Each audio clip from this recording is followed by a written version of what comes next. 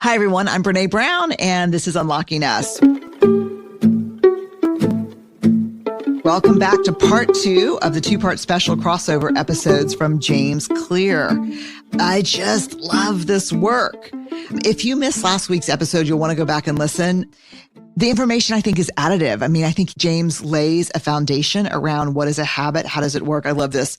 How long does it take to build a habit? His answer, a lifetime.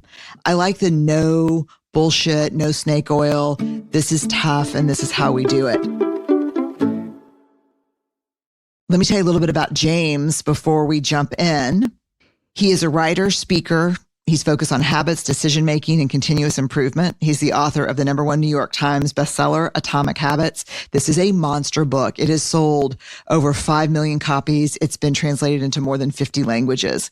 He's a regular speaker at Fortune 500 companies, and his work has been featured in places like Time Magazine, the New York Times, the Wall Street Journal. He's got a really popular 321 email newsletter that's every week. It's a weekly newsletter. 1 million subscribers, and you can learn more about that at jamesclear.com. Let's jump in.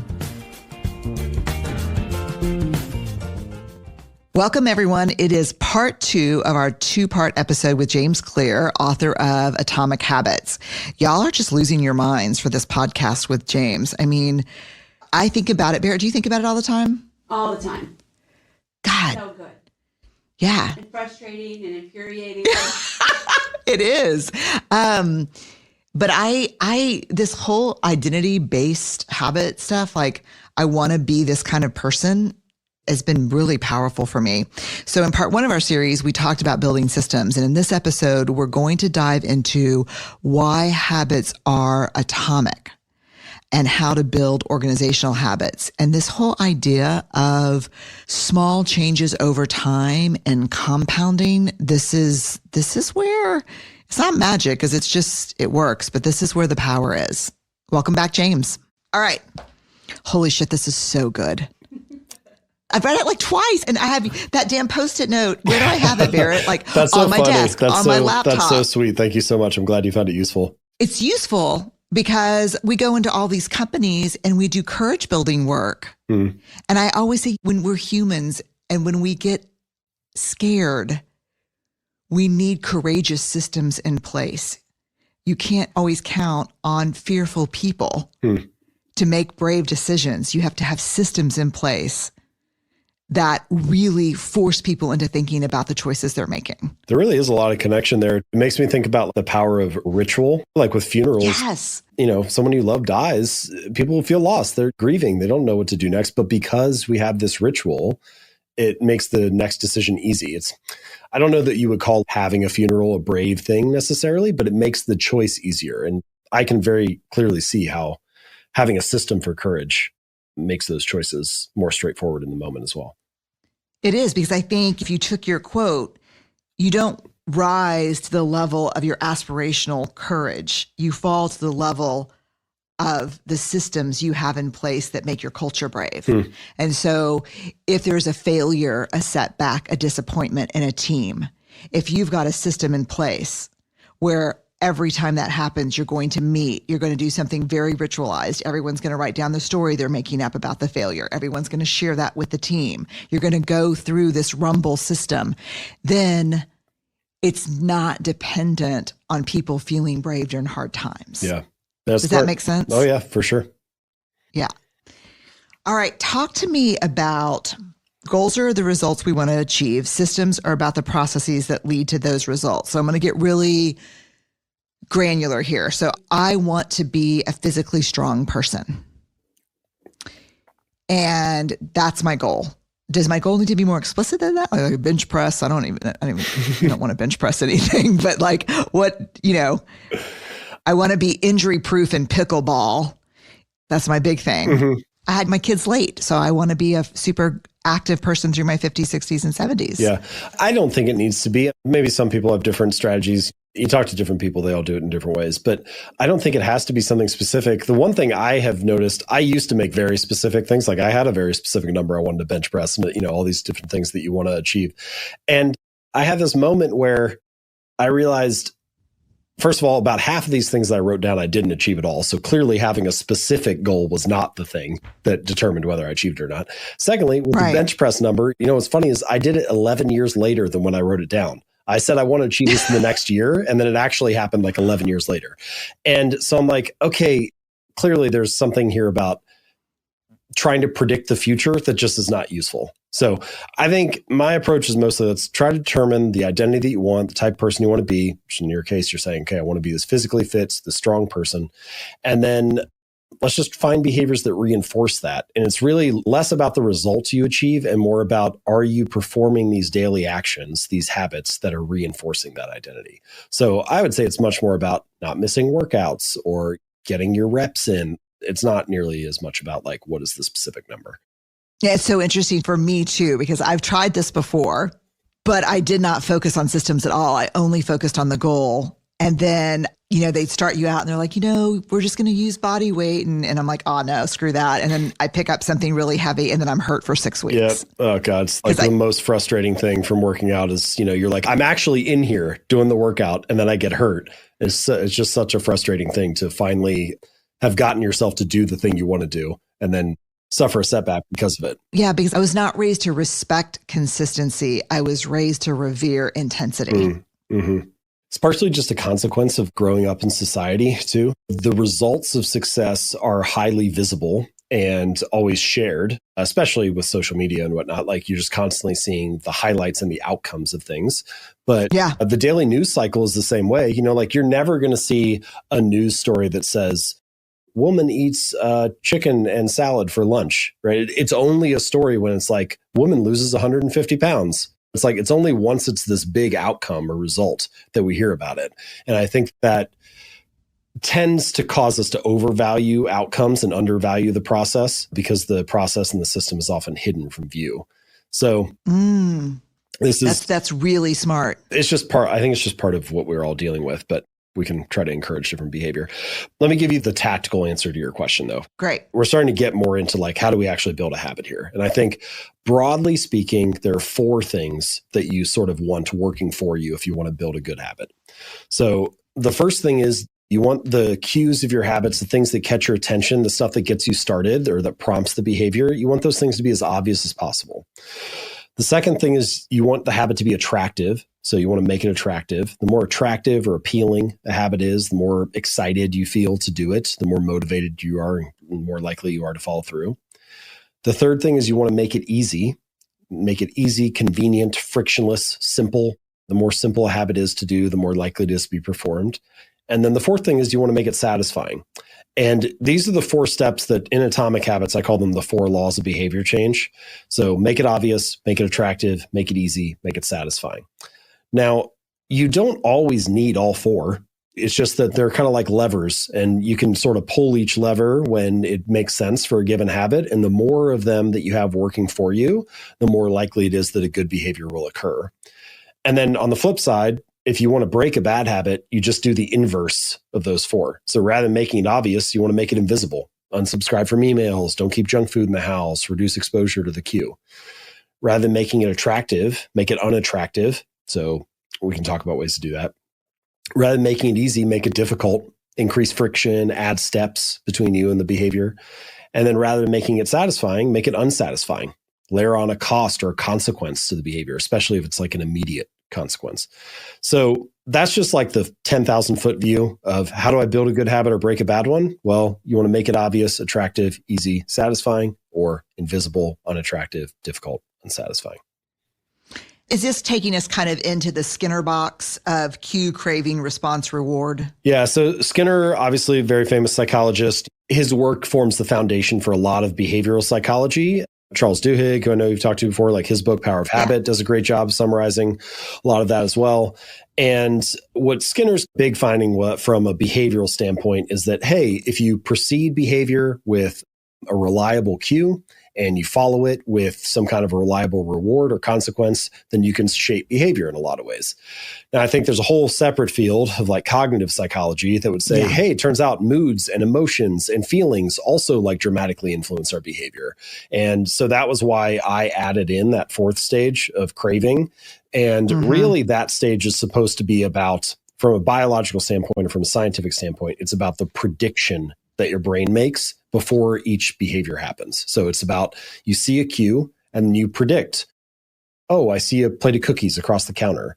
And it's actually the prediction that a cookie is sweet, savory, tasty, enjoyable that motivates you to walk it over, pick it up, and take a bite. And so it's that second stage is a space for interpretation, for moods, for feelings, for emotions, and talking about how those influence our behavior as well. So my hope is that my kind of 4-step model merges behavioral and cognitive psychology in a way that's useful and easy to apply. Yeah. But both of them play important roles. Yeah, I love obvious, attractive, simple, and satisfying. Okay, give me some examples. Yeah, so let's talk about making it obvious and making it easy, because I think those are two really high leverage places to focus if you're just getting started. So the first thing, making your habits obvious. One of the best ways to do this is with a strategy that I refer to as like environment design. And environment design is just about how you're shaping the spaces that you live and work and interact in on a daily basis. Obvious example, a lot of people feel like they watch too much television, but walk into any living room, where do all the couches and chairs face, right? It's like, what is this room designed to get you to do? Now, I'm not saying that you have to rearrange your entire house, but you can imagine sort of like a spectrum of choices here, where you could take the TV, put it inside a cabinet or wall unit so that it's behind doors. You're less likely to see it. Take the remote control, put it in a drawer, put a book in its place, turn a chair away from the TV, have it face an end table with a book on it. And no individual choice like that is going to radically transform your behavior, but collectively making a dozen or 24 or 50 little choices like that, they all kind of prime the environment for the good habit to be the path of least resistance. And you would be surprised how often behavior can change just with a small shift in environment stuff. Like for me, if I buy a 6-pack of beer and I put it in the fridge, I put it like in the door or on the shelf, like right there is where I can see it as soon as I open the door. I'll grab one every night and drink it with dinner just because it's there. But if I put it like on the lowest shelf in the fridge, it's like all the way in the back, I kind of have to bend down to see it. Sometimes it'll be there for weeks. I like won't even remember that we have it. And so I'm like, well, did I want it or not? Like on the one hand, I wanted it when it was easy and in front of me. But on the other hand, I'd never wanted it bad enough to like go seek it out. Or my phone. I have this thing where I try to keep my phone in another room until lunch each day. Just gives me like a block of time in the morning where I can kind of focus on my agenda, do creative work. Well, I'm like everybody else. If my phone is right next to me, I'm going to check it every 3 seconds because it's there, right? I'll be on Instagram, I'll be whatever. But if I have a home office, and so if I keep it in another room, it's only 45 seconds away. But I never go get it. And so again, I'm like, did I want it or not? You know, like in the one sense, I wanted it bad enough to check it every 3 seconds. But in another sense, I never wanted it so bad that I would go work 45 seconds to go get it. And there are many behaviors that are like this that will curtail themselves sort of to the desired degree if you just tweak the environment a little bit. It's funny to say that about television because we have 2 chairs facing a couch instead of everything facing toward the television. And when my daughter was home, maybe, I don't know, 2 or 3 months ago, we all sat down to decide what do we want to watch for TV. We're going to binge a show together, the family. So me, my husband, my 2 kids. And we ended up talking for like 2.5 hours and then going to bed because we just sat down. You're all looking at each other. And we're all looking at each other and we just started talking. And then I was like, okay, do we want to watch something? Do y'all want to move the chairs? And they're like, no. And then we just kept talking. And then it was like bedtime. But it would have never happened that way had we not started in chairs facing each other. It's interesting to think like, here's another question I like. What does this space encourage?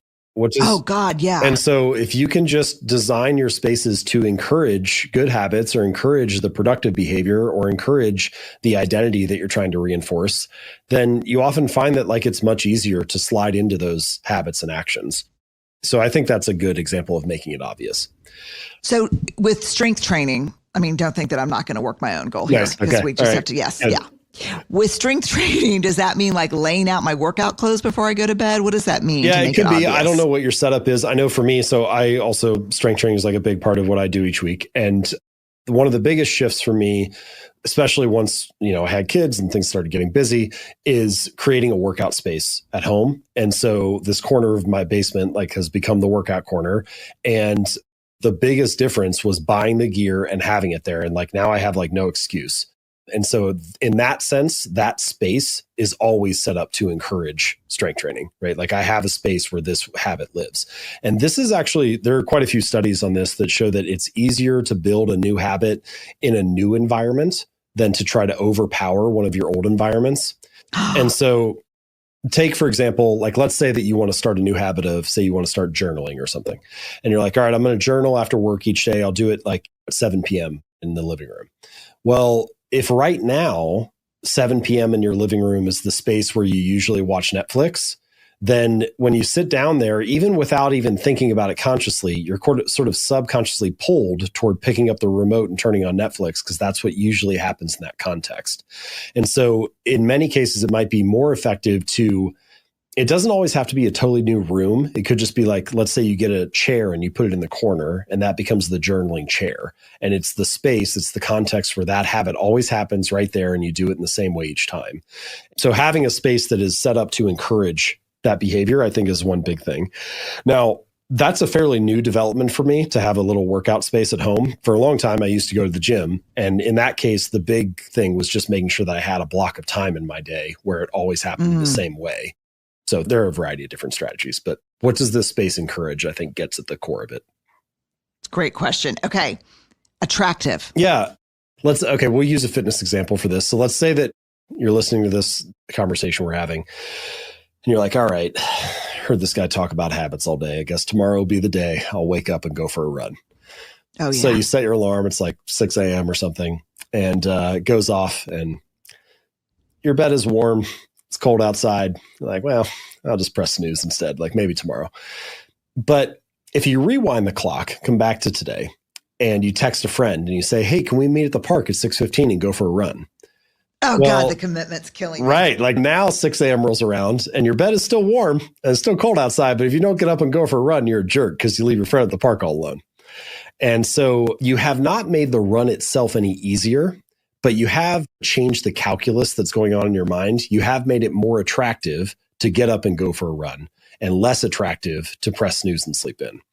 And this strategy is often referred to as a commitment device. It's like any choice that you make in the present, I'm going to text my friend, that locks in your behavior in the future. Okay, now I have to get up tomorrow morning is a good example of a commitment device. My favorite, the ultimate example of it is using technology to just automate the habit. Like instead of having to remember to make a deposit into your 401k after each pay period, you just set up, automatic withdrawal and then it's done for you.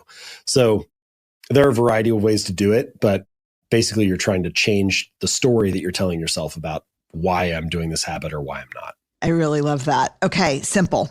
Yeah, so making it easy is the third step. And this is, if I was only going to recommend like one thing, if I said, people say, what's the most important thing or what do you have to focus on? Like this is, I would say, if you're going to focus on one thing, this is the stage to focus on. And I had this reader, his name's Mitch. I mentioned him in Atomic Habits. He lost over 100 pounds. He's kept it off for more than a decade. And he had this like crazy little rule, this funny little thing that he would do when he first started going to the gym, which is, he wouldn't go to the gym for longer than 5 minutes. So he would get in the car, drive to the gym, get out, do half an exercise, get back in the car, drive home. And it sounds ridiculous, right? It sounds like silly. You're like, obviously, this is not going to get the guy the results that he wants. But if you take a step back, what you realize is that he was mastering the art of showing up, right? He was becoming the type of person that went to the gym 4 days a week, even if it was only for 5 minutes. And I think that this is kind of the deeper truth behind this that people often overlook, which is a habit must be established before it can be improved, right? It has to become the standard in your life before you can optimize it and scale it up into something more. But for whatever reason, I don't know why we do this, but like we get really all or nothing about our habits. People are so focused on finding the perfect business idea, the best workout program, the ideal diet plan. We're like so focused on optimizing that we don't give ourselves permission to show up, even if it's in a smaller way. We don't give ourselves permission to do less than we had hoped, even if it was more consistent. So my little strategy for this is what I call the 2-minute rule. And the 2-minute rule just says, take whatever habit you're trying to build and scale it down to something that takes 2 minutes or less to do. So read 30 books a year becomes read 1 page, or do yoga 4 days a week becomes take out my yoga mat.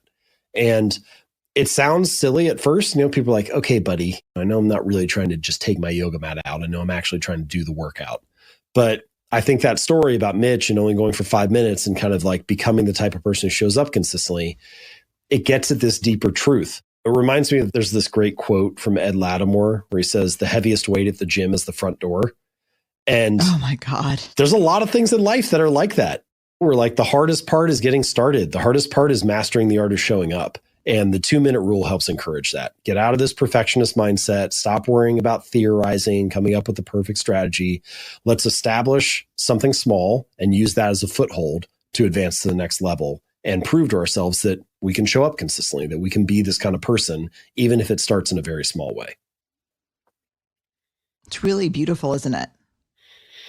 There's a beauty in the simplicity of it. Yeah. There's a beauty in the fact that it, like, you don't have to be doing something grand to be casting votes for the kind of person you wish to be. You don't have to be, it's like, no, writing one sentence does not finish the novel, but it does cast a vote for I'm a writer. No, doing one push-up does not transform your body, but it does cast a vote for I'm the type of person who doesn't miss workouts. And the more that you build up evidence of being that kind of person, the more like momentum that you have, the more reason you have to keep going. I mean, one of the most motivating feelings to the human mind is the feeling of progress. If you're making progress, even if it's smaller than what you had hoped, you have every reason to continue working. You have every reason to keep going. And so I think strategies like this they're about helping encourage you to open the front door. They're about helping to encourage you to build a little bit of momentum, to get the positive feedback loop started. And then you can take that energy and kind of pour it into the next iteration. What was that quote that you said? I want you to say it one more time. You can't optimize a habit that you've yet to build. What? Yeah. A habit must be established before it can be improved. Okay. Yeah. All of your work wades so deep into people as emotional beings. Like you really have to understand. There's a lot of self-awareness, I think. Like Mitch sounds nuts, but it's so embracing of who we are as humans. It's really smart. Self-awareness is a huge part of it. I think it's very astute of you to recognize that. In a lot of ways, like the process of behavior change starts with self-awareness. Now, it's kind of funny. There's this story, this narrative that it's really hard to change your habits. It's really hard to change your behavior. Now, in reality, changing your behavior is something that we are doing all the time. It's one of the easiest things for a human to do. It's one of the things that your brain is optimized to do. We change based on the room we're in, based on the people we're around, based on the context that we're experiencing. If your brain was not able to make changes based on the environment or the situation, it'd be very hard to survive. But most of those changes, and this is where the tricky part comes in, are simply reactions to the external environment, to what's around you. What we're talking about is consciously changing your behavior, intentionally choosing to be something else or go after a new goal or to develop a new story and so on. And if you want to be in control of the process of changing, if you want to design your behavior in a way that serves you, then I think you need self-awareness, because otherwise you're just reacting and responding. And so self-awareness is a really crucial part of that process. It reminds me a lot of the article, I think I read the article first and I got the book of Change or Die. Have you read that? No, I haven't read the book. Yeah, Change or Die. It's based on a study where it's after heart failure events. You've got to change these habits or you're going to die. And the majority of people die. It's really interesting. It's just, as someone that works inside of organizations a lot, it's that old quote, everyone loves transformation, but no one wants to change. Yeah. Yeah, I do think it takes a lot of self-awareness. Tell me about make it satisfying. So ultimately, we need experiences to be enjoyable or pleasurable or satisfying, even if it's in a small way. Now, not every behavior in life is like that. Sometimes things have a consequence or a cost. Sometimes they're just sort of neutral and don't really mean a whole lot. But if you don't have some sort of positive outcome, some rewarding experience, again, even if it's just in a small way, your brain has no real reason to mark that experience and say, hey, let's come back to that again in the future. Like that got you what you wanted. Let's repeat that again next time. And so making it satisfying, having some type of reward, I think is a crucial piece of getting habits to stick, of getting them to be something you want to return to again and again. Now, there are a variety of strategies you can use here. And Of course, I'm sure many people carrot or stick or sprinkle these little rewards. I remember when I was in fourth grade, like we did multiplication tables and you would get a sticker each time you got one right. Like these are all forms of reinforcement or forms of a reward that make it a little bit more rewarding to show up again and study multiplication tables next week or whatever. Now, I think reinforcement like that, it can be very powerful. Like, why do people show up to work? Partially, it's because they get a lot of meaning and value out of the work they do. Not always, but partially it can be that. But mostly it's because they get a paycheck in 2 weeks or in a month or whatever. And that is like a sticker for multiplication tables, but in the career, context. Now, short-term reinforcements like that can be powerful. They can be helpful for getting people to stick, for getting people on track, for motivating behaviors. In the long run, I think that you need something internal as well. You need that reinforcement of identity. You need some kind of meaning or purpose. And this is why I encourage people to start with who's the kind of person you want to become, what is the type of identity you want to build. Because ultimately, let's take working out as an example. If you want to be a fit, strong person, if you want to be the kind of person who cares about your body and your health and so on, and that's the identity you're trying to reinforce, well, early on, when it's not that motivating, you kind of feel, going to the gym for the first time in a while is very uncomfortable. You feel like you're being judged. You feel like, am I doing this right? Like, are people like making fun of me? Do they think that I'm like looking like an idiot? Am I not doing this exercise the right way? My muscles hurt. I'm sore. There's not really a whole lot of positive upfront motivation with that. And so you may need some of that external encouragement early on, whether that's in the form of a reward, like every week that I don't miss a workout, I get to celebrate with a bubble bath or something like that. Or whether it's having some kind of workout partner, like I get to spend time with a friend that I love and we don't get to see each other enough, but now we're working out together. So some kind of external reinforcement can be helpful there. But eventually the hope is that after you are showing up consistently for 6 months or a year or 2 years, that at some point in the middle of the workout, when you're just doing the exercise, that in itself is rewarding in a sense because it's reinforcing the identity that you want to have. Like, you don't even have to wait. It's like when you're in the middle of doing a squat, you are being a strong person at that moment. And so eventually the action itself becomes a form of its own reward. And I think that's what we're ultimately working toward, even if the external reinforcement is there to help in the earlier stages. If you had to, across different types of habits, from being physically strong or being a great leader or spending more time with people you care about, if you had to tell me one thing that sabotages effective habit building, what would it be? Starting too big is for sure the number one thing. It's just like, I'm trying to encourage everybody to start small, scale it down, get this established. And selecting a habit that is too large is easily going to be the thing that puts most people off course. There's like analogies, there's metaphors from other areas. Take chemistry, for example. There's this concept of like activation energy. So you put two compounds together and you have a certain amount of activation energy that you need to start the reaction. So in some cases, it's heat. It's like striking a match. And you need to like add a little bit of fire to get these two things to combust. Well, you can think about habits like that too. How much activation energy do you need to add as a catalyst to get this thing started? And the difficulty of the habit that you select early on is the main thing that influences that. I mean, imagine one person who says, I want to build a habit of doing 100 push-ups a day. And there are a lot of people who choose that as that. It's like a very popular challenge. And then another person who says, I want to build the habit of doing 1 push-up a day. Very different activation energies. And when you feel motivated and refreshed and you have capacity, sure, you could probably get 100 push-ups in throughout the day. But when you are stressed and tired and have very little capacity and you're at the end of your rope, you may not have energy to do a workout at all. But before you fall into bed for the night, you can just do 1 push-up and then you can go to sleep. And there are a lot of things that are like that, where it's like set yourself up for success by choosing something small enough that you can build the habit and get established and focus on that consistency. The intensity can come later. And this is the other thing about, you've mentioned a couple of times, Brene, the intensity versus consistency thing. It doesn't mean you can never be intense, right? It doesn't mean you can never perform something amazing. Like sometimes I talk about starting small and people are like, well, what about people who climb Mount Everest, right? What about people who do these difficult things? And it's like, no, the point is not to never do difficult things. The point is like volume before intensity, right? Build your capacity before you start to take on more. And once you've done that, now you have the ability to handle the intensity. And so it's much more about just doing things in the right sequence than not pushing yourself or not challenging yourself at all. I've got a question from a friend. Shut up, Barrett. My sister sitting across from me laughing. What's the diagnosis for someone who likes to get all the equipment and do all the planning, but never actually starts the habit? Yeah. Have you heard of this before? Oh, I have fallen into this before. There's, Okay. all of these pitfalls are things that I've personally experienced.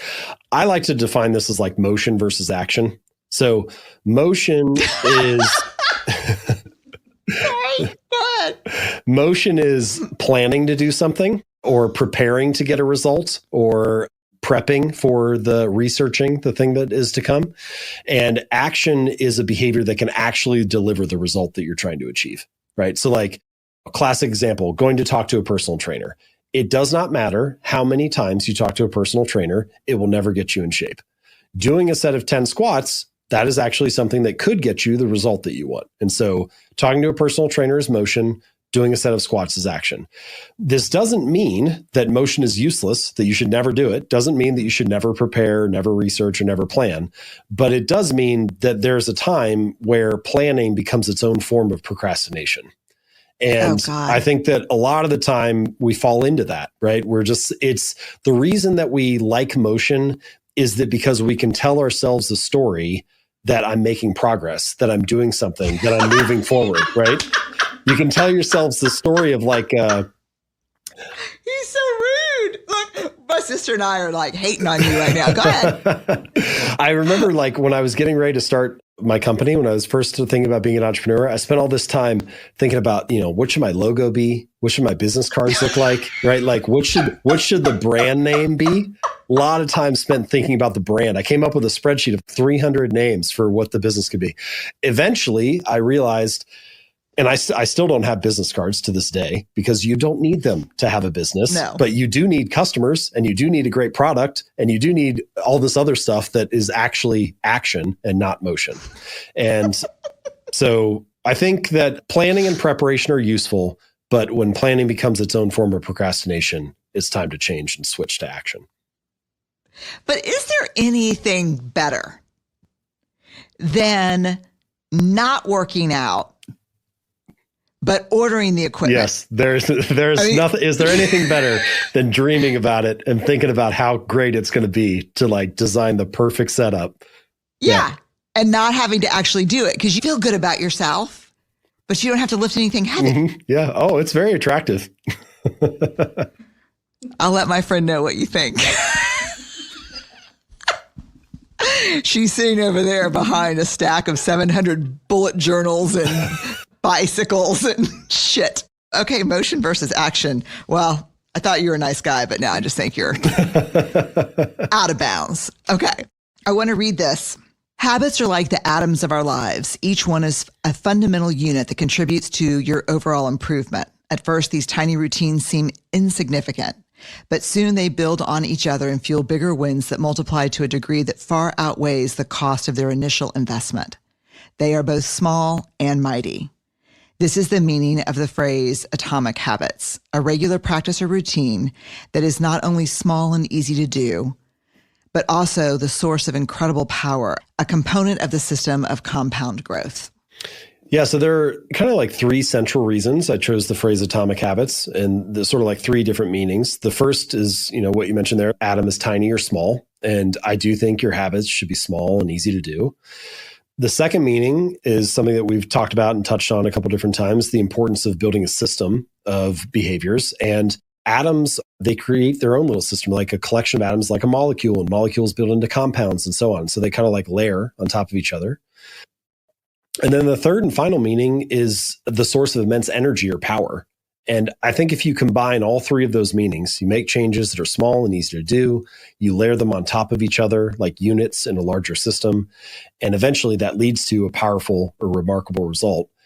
You sort of understand the narrative arc of the book and the sort of like multi-layered meaning of the phrase an atomic habit. It's not just something small and easy, it's also something that's building toward this greater outcome. It's such a smart book.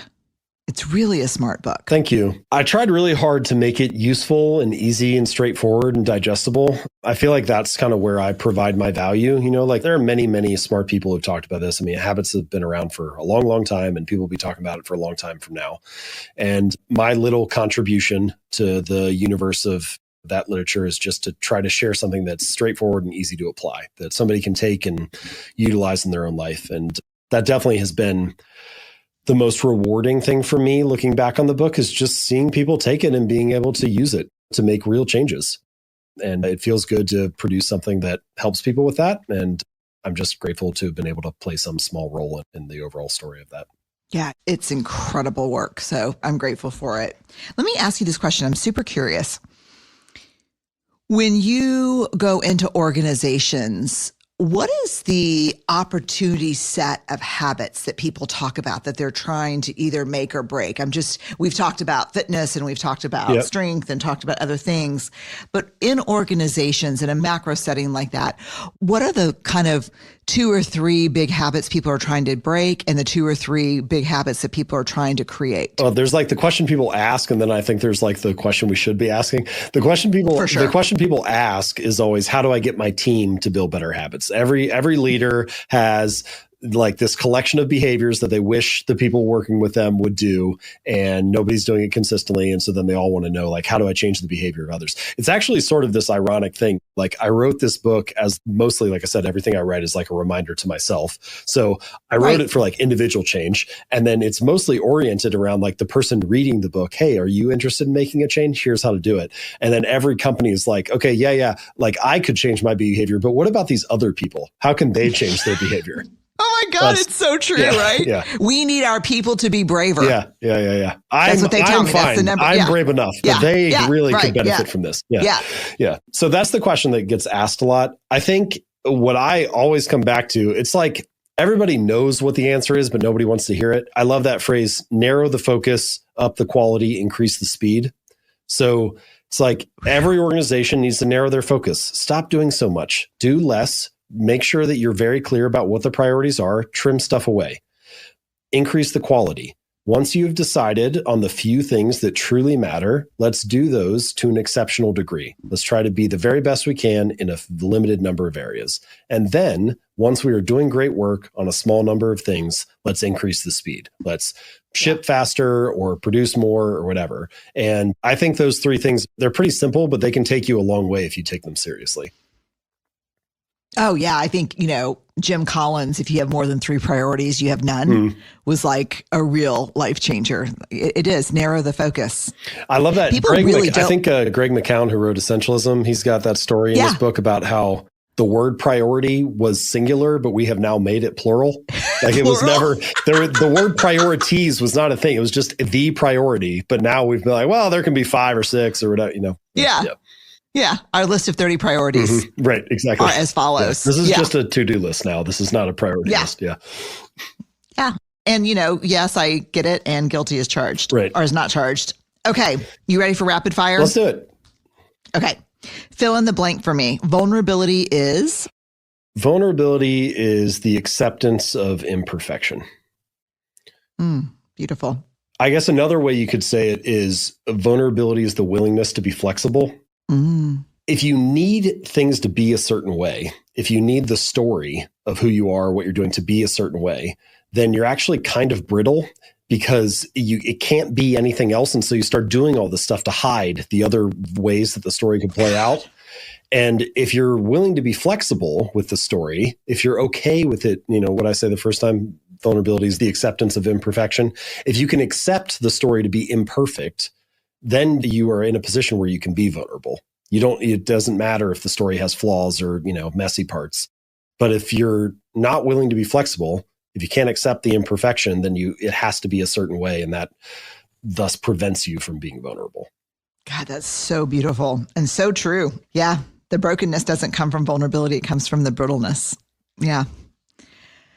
What is something that people often get wrong about you? Well, first, they just think because I wrote a book about habits, I have amazing habits, which definitely not correct. Like I said, I struggle with all the same stuff. The other funny thing is not everybody does this, but occasionally after talks or whatever, I'll get this. It basically is like, are you judging other people for their habits? Is kind of I think people like are worried about talking to me about habits because they think I'm going to be judging them about it. And my response is, no, I don't care. Like I'm not here to judge. Like I have zero interest in it. Like sometimes people ask my wife that too. Like, oh, is he like really, and I'm like, that, can you imagine a worse recipe for a happy marriage? Yeah. Me nagging you about your habits all the time sounds terrible. So I have zero interest in that. I think that's something that often comes up. I can see it. What's one piece of leadership advice that you've been given that's so remarkable you should share it with us, or so shitty that you need to warn us? I guess I'll go on the remarkable side. One of the best things that I was told when I was starting out with my career is try things until something comes easily. And I think there are two parts of that. Very simple.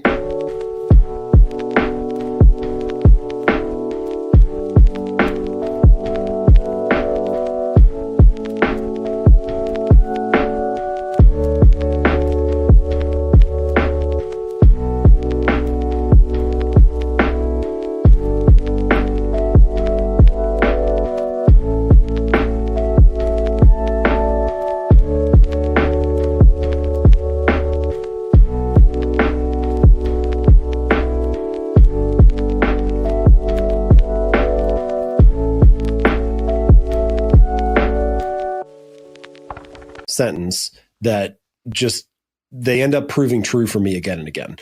The first, trying things, life requires trial and error, and nobody has all the answers, especially if you're, entrepreneurial or trying a new venture or starting some project that hasn't been done before.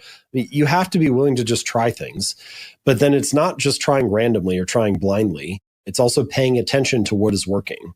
And I think the way that they phrased it to me, try things until something comes easily, was good, because it doesn't mean that it's easy. It just means that it's easier than the other things you have tried. Yeah. And I think that helps reveal where your particular strengths are or what is working in your particular context.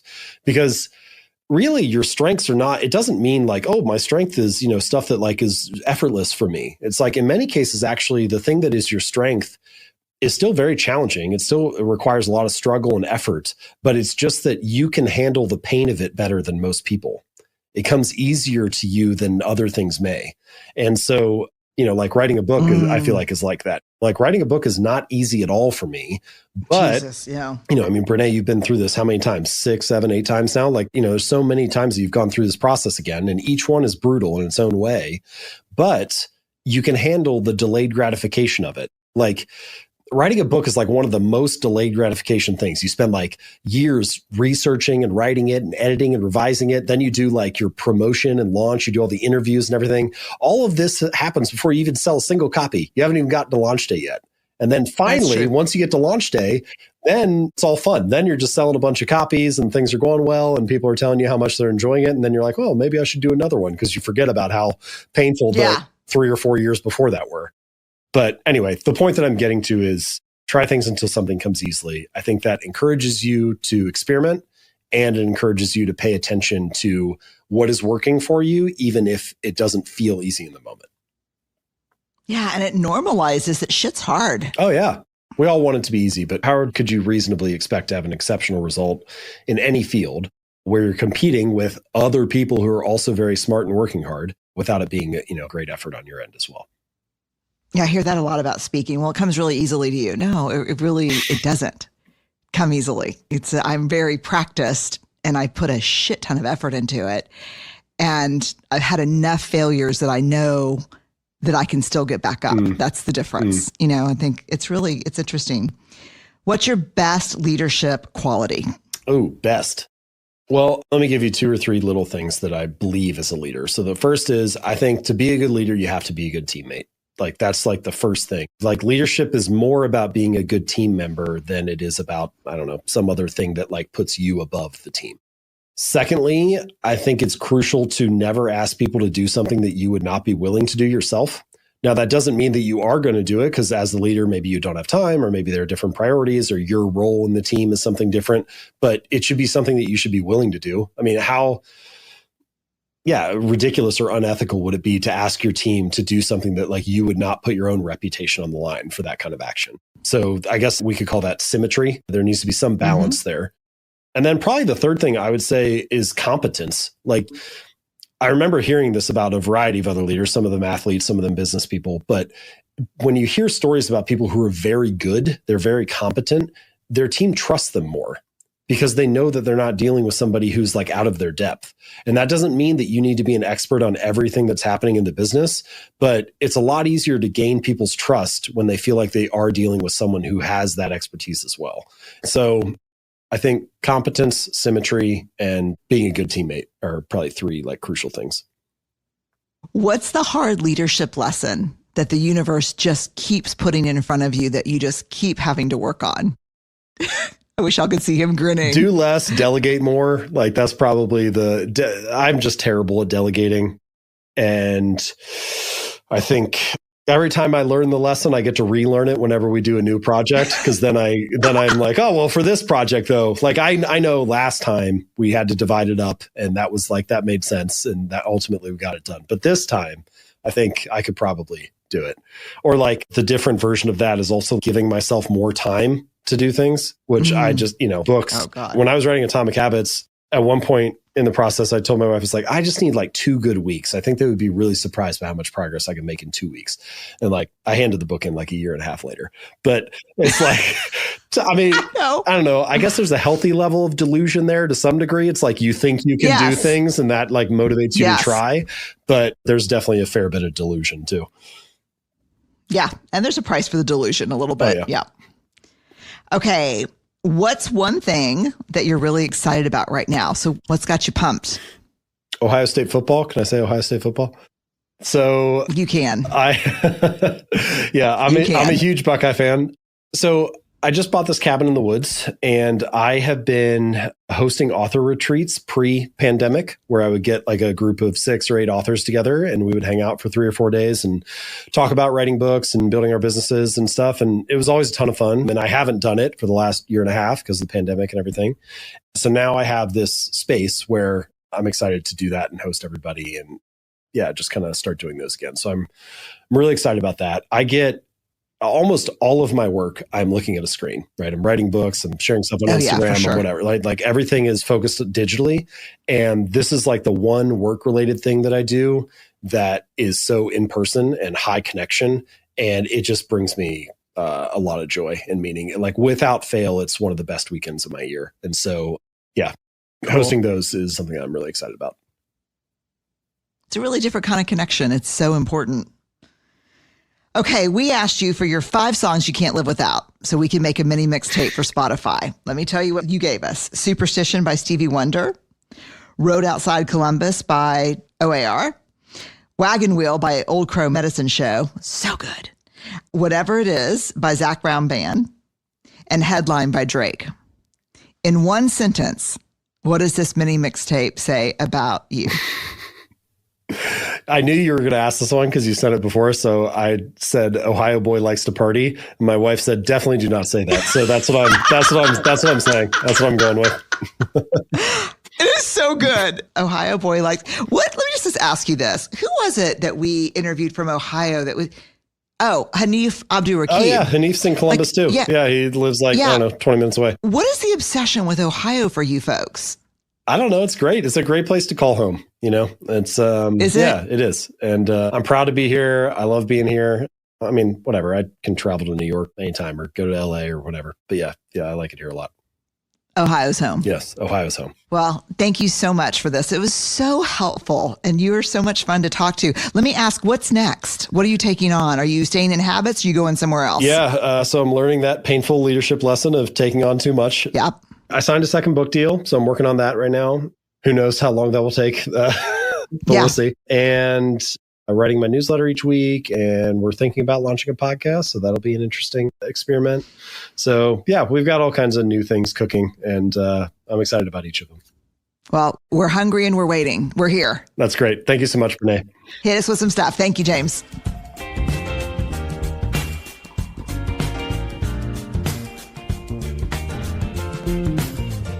Okay. What do y'all think about this concept of motion versus action? James Clear, you don't know me. You don't know me, and you don't know anything about my prepping habits. My prepping habits in order to start a new habit. That's really complicated. I love also habits are the atoms of our lives. I love that. Small and mighty. They're layered into systems, and they're the source of immense energy and power. You can find James's book, Atomic Habits, wherever you like to buy books. We'll post a link to it on our episode page for BreneBrown.com. You can also find, again, James at jamesclear.com. All right. This is a new year. And I don't know what the demarcation line really means. And to be honest with you, January never feels like New Year to me. As an academic, the New Year is always September. And, the end of the year is always May. And you can't find me in June, July, or August. That's how that works. It's like I'm a kid that never gets out of the semesters. But it does feel, hopefully, January. I'm rooting for a kick-ass 2022. I do know that I'm glad to be here with you, listening, learning, and unlearning. Thank y'all for being here. Stay awkward, brave, and kind. Unlocking Us is a Spotify original from Parcast. It's hosted by me, Brene Brown. It's produced by Max Cutler, Kristen Acevedo, Carly Madden, and Tristan McNeil, and by Weird Lucy Productions. Sound design by Tristan McNeil, and music is by the amazing Carrie Rodriguez and the amazing Gina Chavez.